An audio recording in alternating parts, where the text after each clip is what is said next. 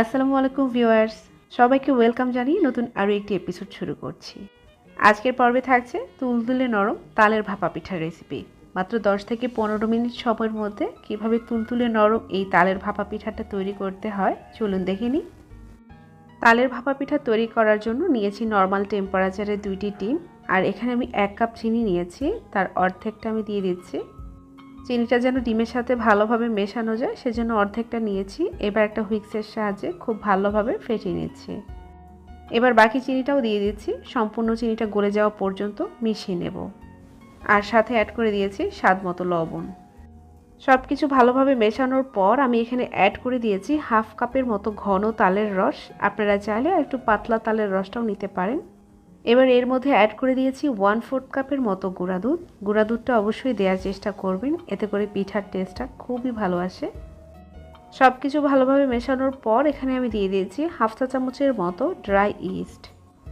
এই ইস্টটা আপনারা যে কোনো ধরনের বড় মুদি দোকান বা সুপার শপে পেয়ে যাবেন। আর হাতের কাছে একান্ত ইস্ট না থাকলে আপনারা চাইলে এখানে 1 চা চামচের মতো বেকিং পাউডার দিয়ে দিতে পারেন। এবার এখানে দিয়ে দিয়েছি 1.5 কাপের মতো শুকনা চালের গুঁড়া। আপনারা চাইলে ভেজা চালের গুঁড়াটাও দিতে পারেন।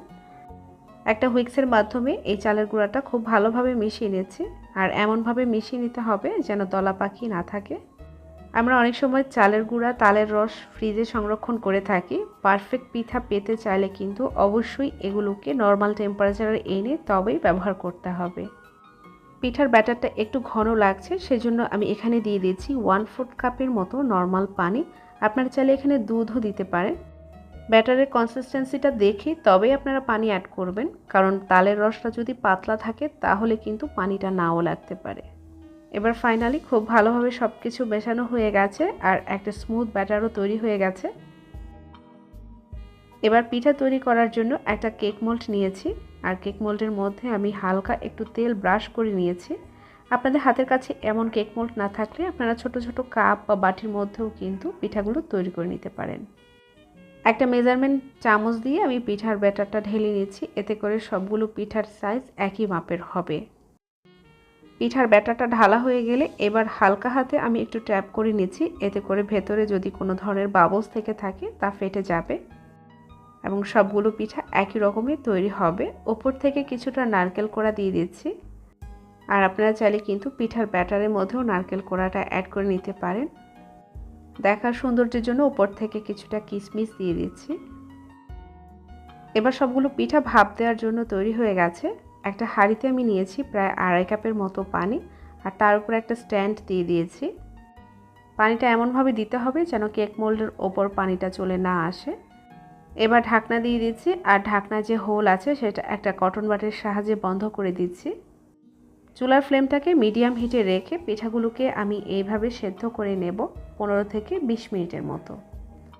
15 মিনিট পর আমি ঢাকনা খুলে পিঠাগুলো দেখিয়ে দিচ্ছি। মাশাআল্লাহ, পিঠাগুলো কিন্তু ফুলে ডাবল হয়ে গেছে। আর একটা টুথপিকের সাহায্যে একটু চেক করে নিচ্ছি। টুথপিকটা ক্লিন এসেছে, তার মানে পিঠাটা তৈরি হয়ে গেছে। আপনারা যদি দেখেন আপনাদের টুথপিকটা ক্লিন আসেনি, সেক্ষেত্রে আরও 5 মিনিট এইভাবে ঢেকে সেদ্ধ করে নেবেন, তাহলে পিঠাটা তৈরি হয়ে যাবে। পিঠাগুলোকে সম্পূর্ণ ঠান্ডা করে নিয়েছি। আর কেক মোল্ডে যেহেতু আমি তেল ব্রাশ করে নিয়েছিলাম, যার কারণে পিঠাগুলো আলতো হাতেই কিন্তু উঠে এসেছে। জাস্ট হালকা হাতে একটু টান দিলেই পিঠাগুলো হাতে চলে আসবে। কোনো একটা পিঠাও কিন্তু ভেঙে যায়নি, প্রতিটি পিঠাই খুব সুন্দরভাবে তৈরি হয়েছে। আর তালের সিজনে যারা এখনও তালের পিঠা তৈরি করেননি তারা কিন্তু খুব সহজেই এই পিঠাটা তৈরি করে দেখতে পারেন। আশা করি ভালো লাগবে। আপনাদের সুবিধার জন্য একটা পিঠা আমি ভেঙেও দেখাচ্ছি, দেখে নিশ্চয়ই বুঝতে পারছেন ভেতরটাও কতটা পারফেক্ট।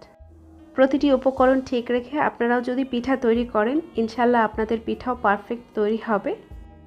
ভিডিওটি যদি ভালো লেগে থাকে তাহলে চ্যানেলটাকে সাবস্ক্রাইব করে পাশে থাকার অনুরোধ রইল। সবার আগে নোটিফিকেশন পেতে পাশে থাকা বেল আইকনে ক্লিক করে রাখবেন। আবারও দেখা হবে নতুন কোনো রেসিপিতে ইনশাল্লাহ। আজকের মতো এখানেই বিদায় নিচ্ছি। আল্লাহ হাফেজ।